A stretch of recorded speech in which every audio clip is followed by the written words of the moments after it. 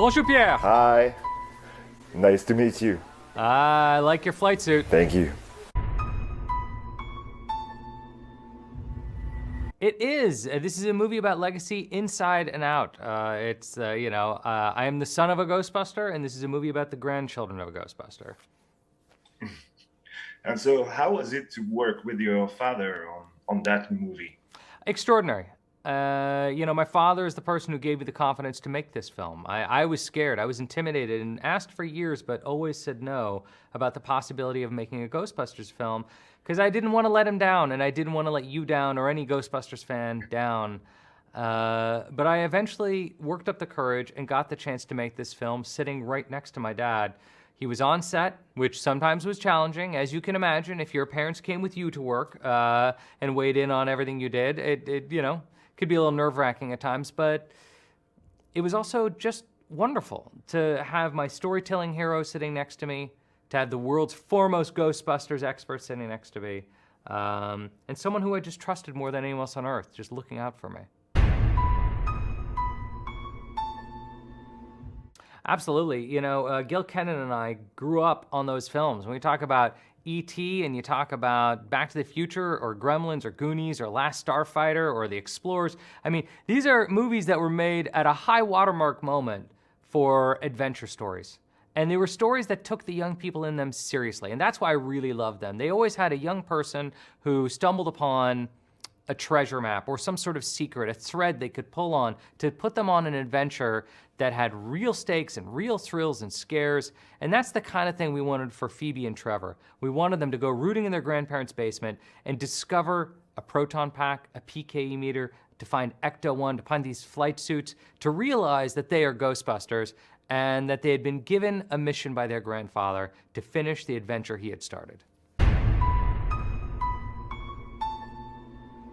Ghostbusters Afterlife is dedicated to Harold Ramis and specifically his character, Egon Spengler. He was always my favorite Ghostbuster. I love what he stood for, and I'm proud to have made a story about Phoebe Spengler and Trevor Spengler.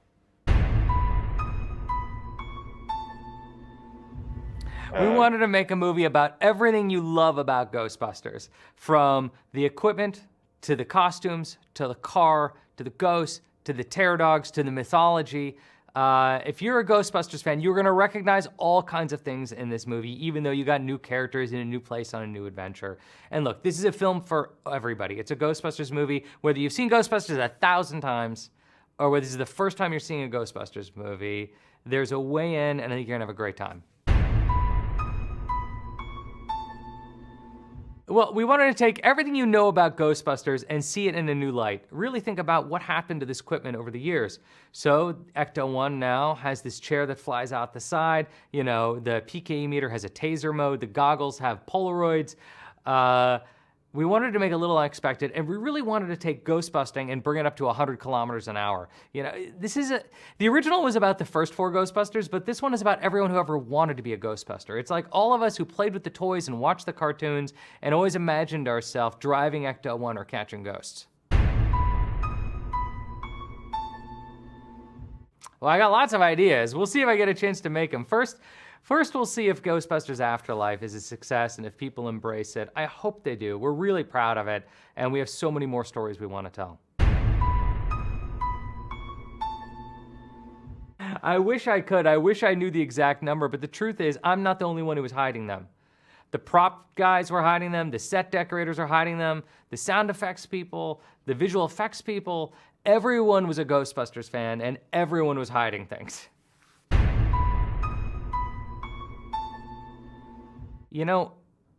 We led with our script, and the originals read the script, they embraced it, and when it was time to shoot, they showed up on set, and when they arrived, it was extraordinary. For anyone who grew up loving this movie, to see the originals walk in their flight suits, it's like seeing the Beatles. It's a great question. Viggo has a lot of fans, and while he was dispatched to another universe through a painting, I can imagine Viggo making a return. He's a great character.